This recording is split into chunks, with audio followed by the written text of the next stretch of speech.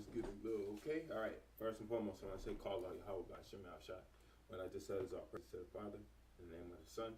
Also want to say how by Shem Shai Barakatah, may the Most High and Christ bless. This may be a shorter video, but I don't know, man. I'm gonna go back to this lesson here, man. That is Revelation 27:10 and Ezekiel 38:39. Not about Esau here. Why? I'm gonna go back over that, man. But this is mostly from the hip. Actually, it's all from the hip, man. And really, the title of this should be, "If God hate Esau, why would He want them to serve 1,000 years with Christ being the reign, man? The head of the kingdom, man. The head of men, I should say. Like the Most High is always the above all. But why would the Most High want them to serve 1,000 years, man? Right? This is where I'm getting this ideology from, man. And I believe that Jeremiah 48, man, Ezekiel 25, man, Ezekiel or Amos 9. Those three chapters that I just mentioned, Jeremiah 48, or it's 49, Ezekiel 25, and Amos 9, it's apparent, right, that Esau has got to go into captivity, man. So let's start with Romans 9 and 12, where I actually only touch. I meant to get Romans 9 and 12 all the way down to verse 23, but no, actually, yeah, 23. But I went to Romans 9 and 12, and then from Romans 9 and 12, what I did was I went from the elder shall serve the younger, and I dropped it, right? So I'm going to start on that, and I'm going to keep on going from Romans 9 and 12 on down, man. So it was said unto her, the elder shall serve the younger. And we see that in Genesis 27. Let me go here and get that. Just to refresh, right, the memories of what last video where I went astray at, man. And I ain't going to say I didn't go astray because I was supposed to get one verse out of Romans 9, but I scrolled up, man, and they sent me on a tangent, man. So today we're going to deal with the rest of that, right? And it says Genesis 27 and 40. And by the sword shalt thou live and serve thy brother, right? And it shall come to pass when thou shalt have dominion, thou shalt break his yoke from thy neck. So from off thy neck. So we see this right here, right? I don't want to get the wrong version, so we just gonna go here. First Chronicles 18 already pulled up because that's where I was at, man. It says, and he put garrisons in Edom, and all the Edomites became David's servants. Thus Yahweh preserved David whithersoever he went, man. So they already served us, man. The whole congregation. The whole congregation of Edom, man. All the Edomites, not some of them.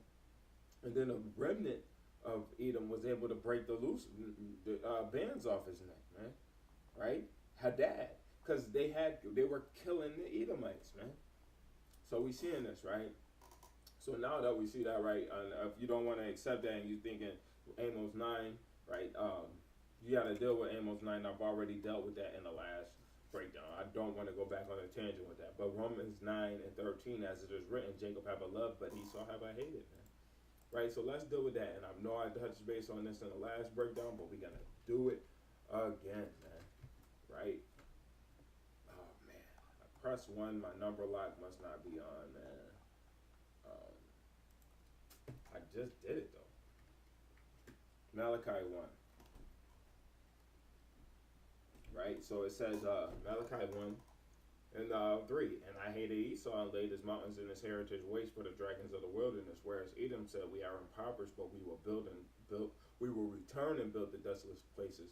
Thus saith Adonai, or Yahweh Tazabawa, they shall build, but I will throw down, and they shall call them the border of wickedness, the people against whom Yahweh have indignation forever. Let me say, I don't think I went into this last time, man.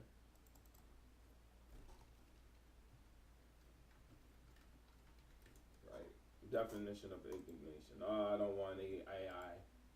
That's the worst part. They done put AI ahead of all results, man. What type of bull crap is that? Right? Indignation, man. Indignation.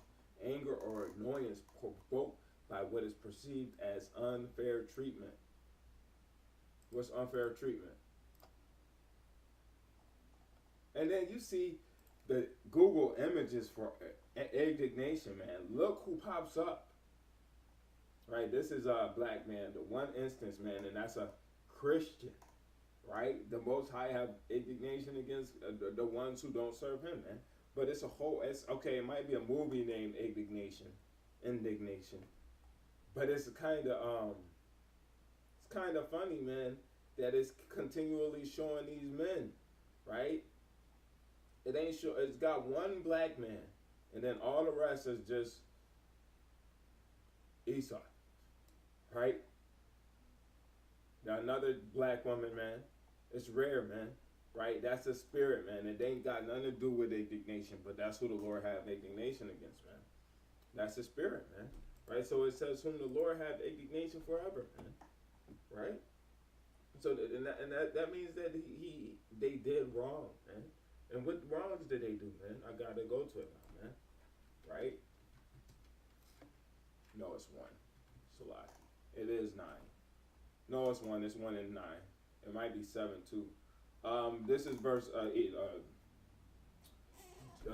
Amos 9 and 6. It says, "Thus saith Yahweh, for 3 transgressions of Gaza, and for 4 I will not turn away the punishment thereof, because they carried the whole captivity to deliver them to Edom." Right. Then if we go to verse 9, "Thus saith Yahweh, for 3 transgressions of Tyrus, and for 4 I will not turn away the punishment thereof, because they delivered up the whole captivity to Edom, and remember not the brotherly covenant." I got one more though, man. I think it's this one. Let me see. Let's see. Hold on.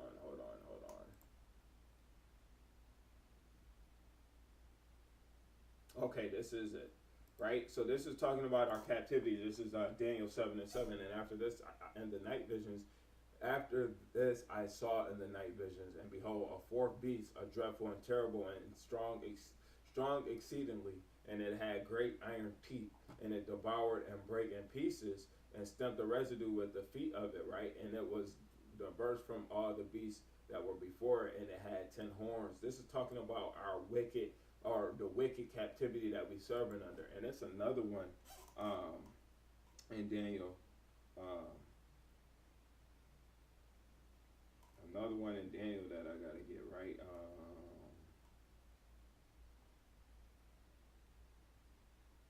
If I'm not mistaken. Oh, it's Daniel 2. But that's another precept pertaining to that same thing, man. Right? That's talking about how wicked the captivity we are in right now is, man. So this is going into our captivities here, man. It's talking about the statue, right? But really what I want is the feet, or the legs and the feet, right? So this is Daniel chapter 2 verse 34.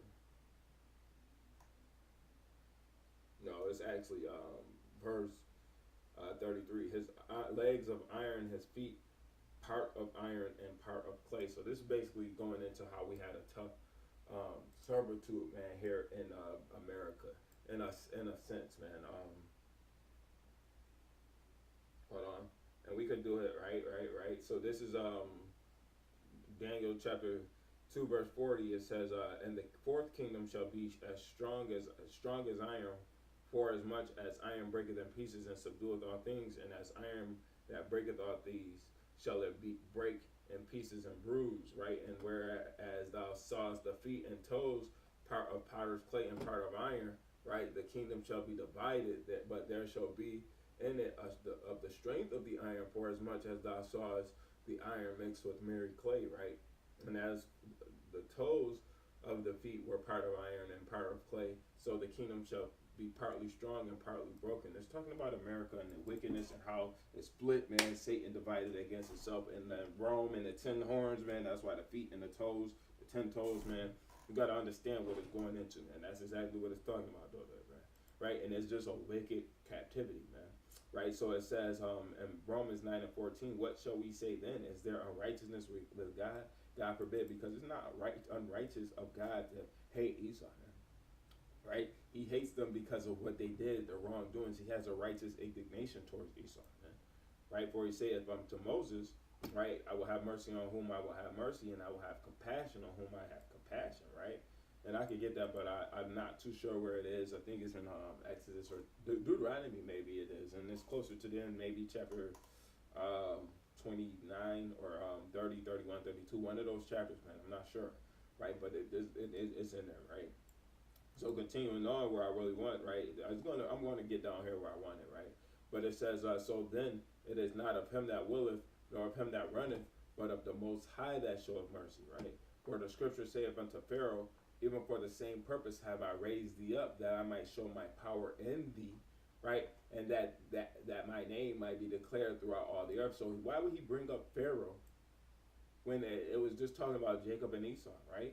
Because this is talking about the two ends of the spectrum, man. He loves one and he hates the other, man. He showed his power in Pharaoh, man. What did he do in Pharaoh, man? He brought plagues. He brought pestilence. He brought war. He didn't give them 1,000 years of servitude before he destroyed them, man. Right? He didn't. With Pharaoh, he brought it instantly, man. Right? It was Moses was pleading for them to let us go, let us go, let us go. Right? The children of Israel, we can't plead for them to let us go. Right? We can't. Right? We just trying to coexist, man. Right? If it be possible, live peaceably with all men. That's what we're trying to do, man.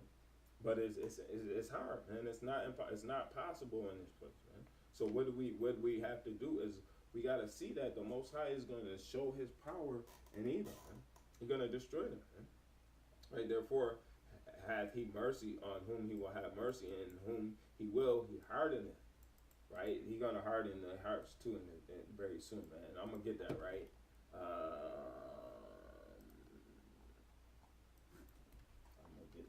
I want to do this breakdown over too. Not this one that I'm doing right now, but this Isaiah 13 breakdown. I may come out with a breakdown for Isaiah 13 again, right? Because the major problem I had in Isaiah 13 was it was the one about this, actually, what I'm about to go into, right? I said that this was going to be the heathen doing this, when this is actually talking about the Israelites, man. The Israelites will be doing this, man, and taking these people and killing them, man, and dashing their little ones to the storm, man. It is what it is, man. So this is Isaiah 13 and 14. It says, and it shall be as a chase roe, and as a sheep that no man taketh up, that they shall every man turn to his own people and flee into his own land. Everyone that is found shall be thrust through, and everyone that is joined unto them shall fall by the sword.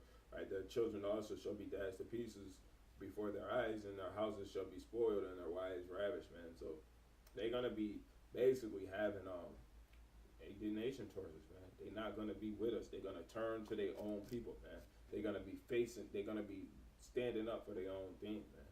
Right? And it's gonna be a shocker, like, oh my goodness, you my wife. Why you going against me? Oh my goodness, you my, or as a woman, oh my goodness, you my husband. Why you coming against me? Right? So on and so forth, man. We're gonna see a lot of that in the latter days, man. Right? Especially in the time drawing near with Christ on the way, man.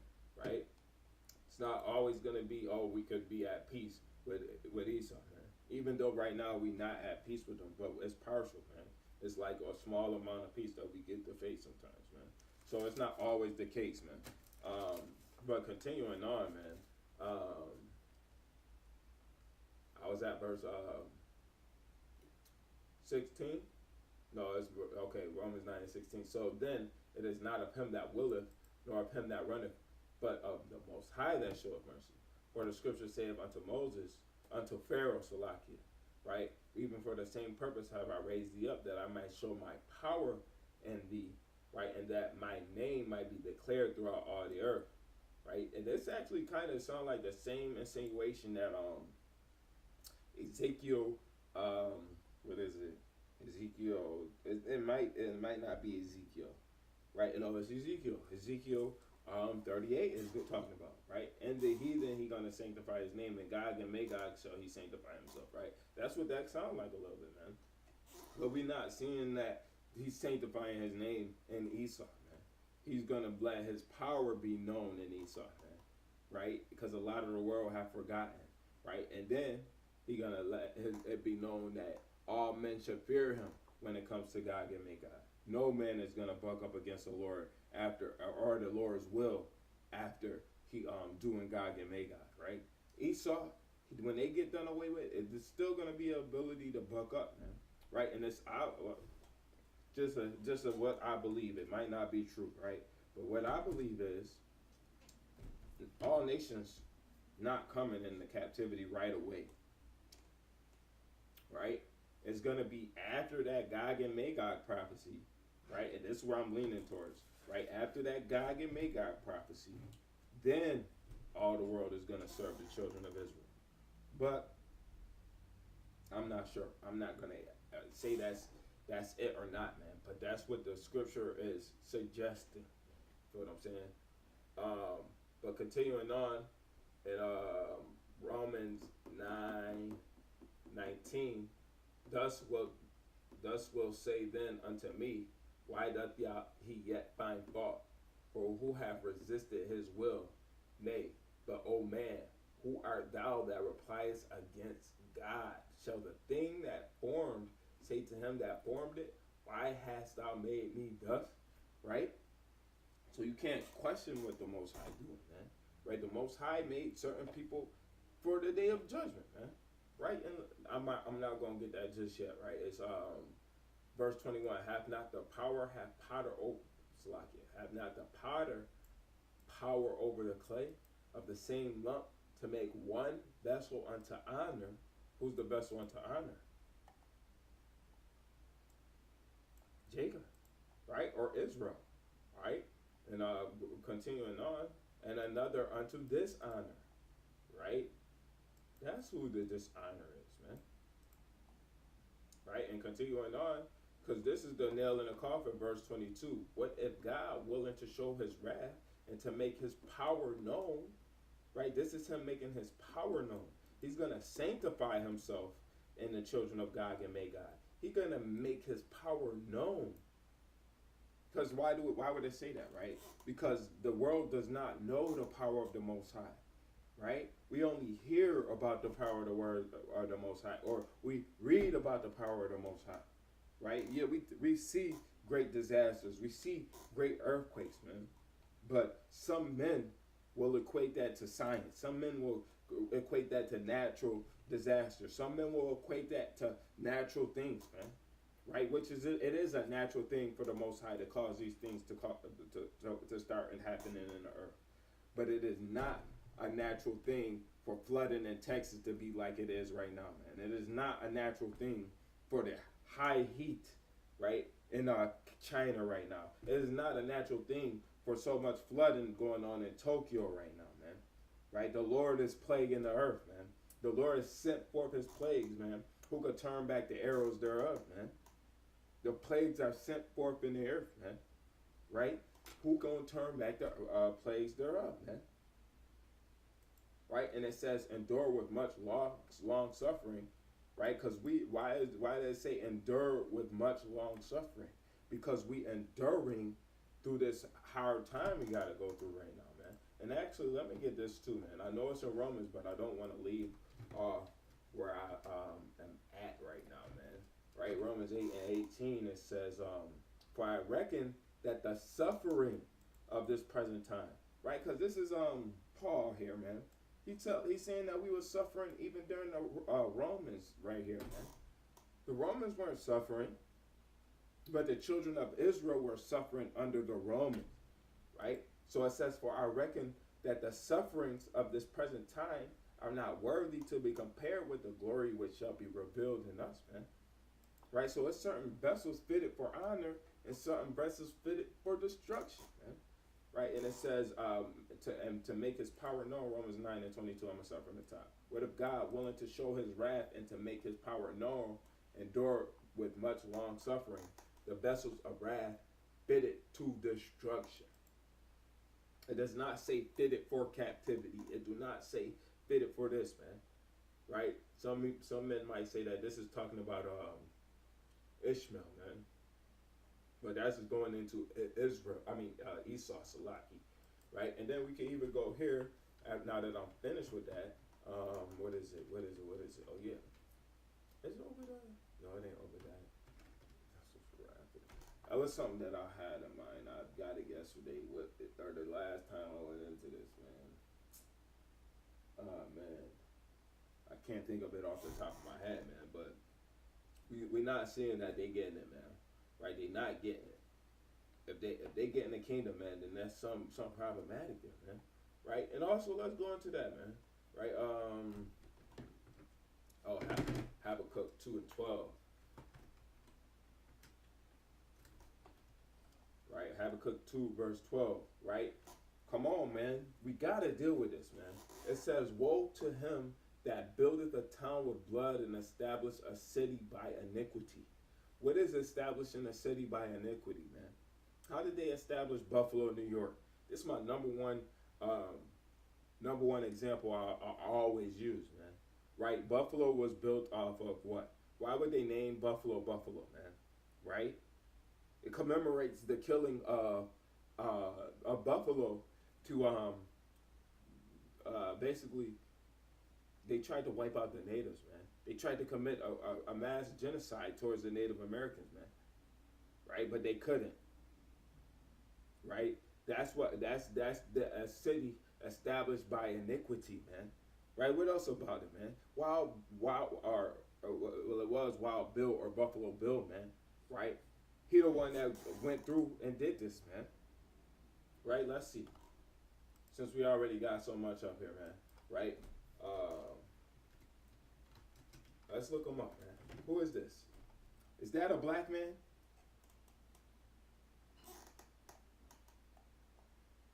That ain't no black man, right? And then they try and have them standing side by side with Sitting Bull, man. Come on, man.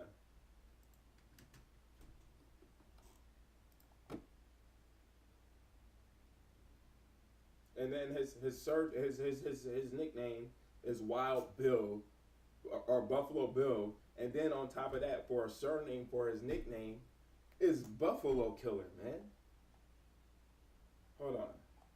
Let me see the one I'm looking for real.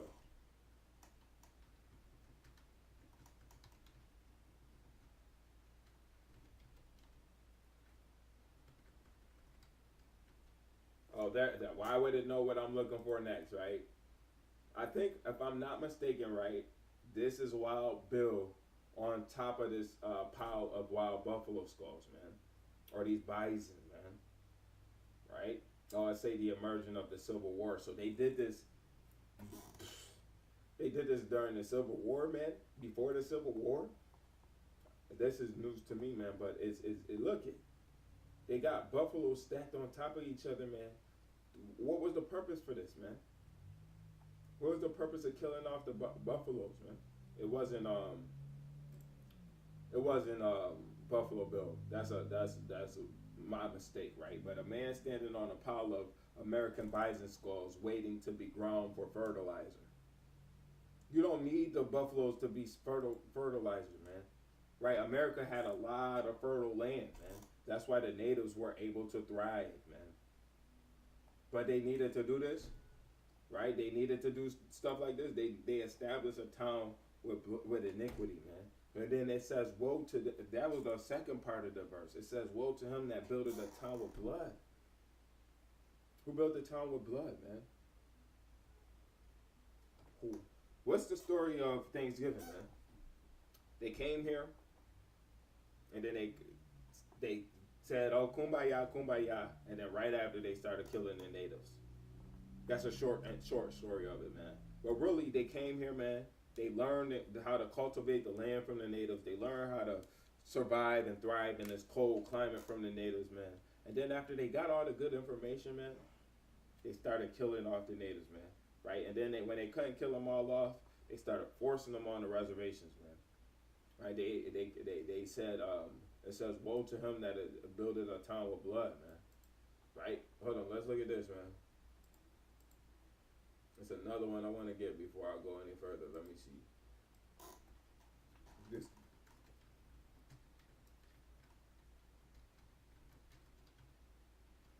It's not even just one, man. It's a bunch of them.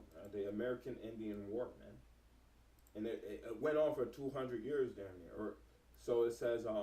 The term American Indian Wars broadly refers to the numerous conflicts between European colonists, the United States government, and various Native American tribes from the 17th century to the late 19th century. So that was up to the 1800s, almost to the 1900s. Now. Late 1900s, that late 1800s or early. Well, it won't be early 1900s, but still, man, they was at war for 200 years, man. Right? And we seeing that they was at war for 200 years, man. Right? So they established America, the so-called proud America, the so-called brave, on war, man, on blood. Right? And if you want to go into the children of Israel, man, and how we gonna get our land back, man, that was what was rightly owed to us, man. We wasn't gonna establish the kingdom on killing off people, even though Deuteronomy 7 says 7 nations greater and mightier than I wiped them off, man. That was because they were serving other gods. They just came here and killed us off, right? Tried to kill us off, because no man would be able to kill off the children of Israel, man. No man, ever, right? The Lord always had it in his plans for the children of Israel to last until the end of time, man. Right? So when we see in this, man, the Lord, he going, it says woe. Woe means destruction. Let's get that, right?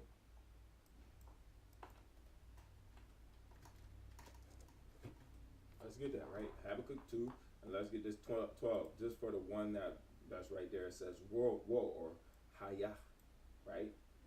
Or is that Hawaii, right? Hawaii. Alas, ha, ho, woe, right? So this could just mean, look, like, hey. So it don't, technically speaking, it don't really mean woe. But it's in a sense that we seeing that it could be bad, man, right? Woe typically means destruction, man.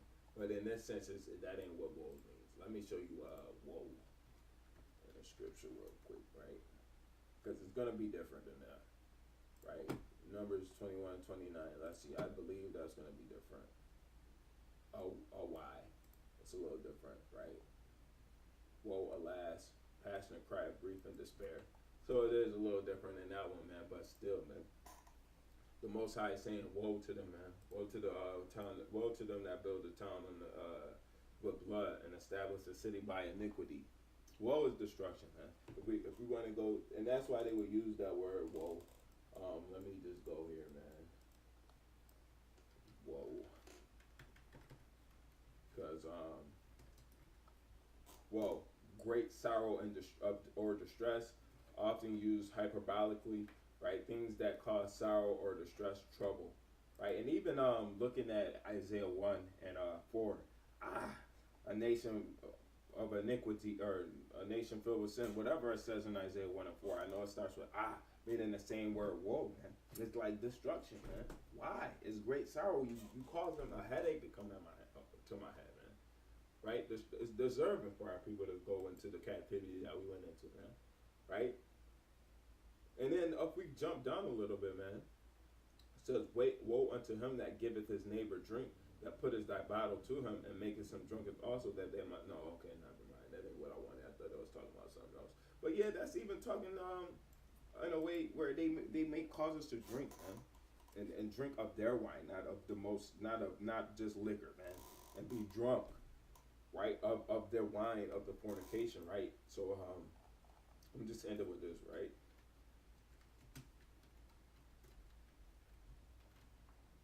So we're going back to Revelation 21, and this all here, where all Israel will teach mostly, man, I agree with, but this is consecutive after, man. Satan being loosed, that's after, man, right? And then he going out and going to Gog and Magog, that's after, man, right? We're not seeing this type of terminology anywhere else, man. And let's go one more place, man. I want to go to Revelation 20 and 8 out of the Bible Hub.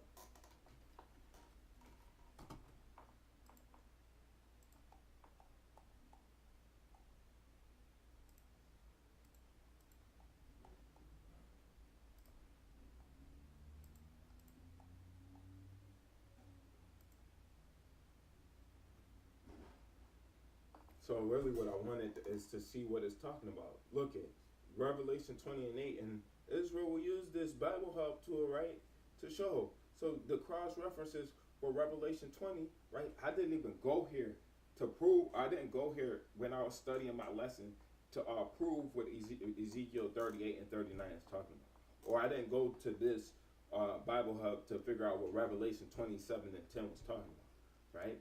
I just went to this for the first time, man, right?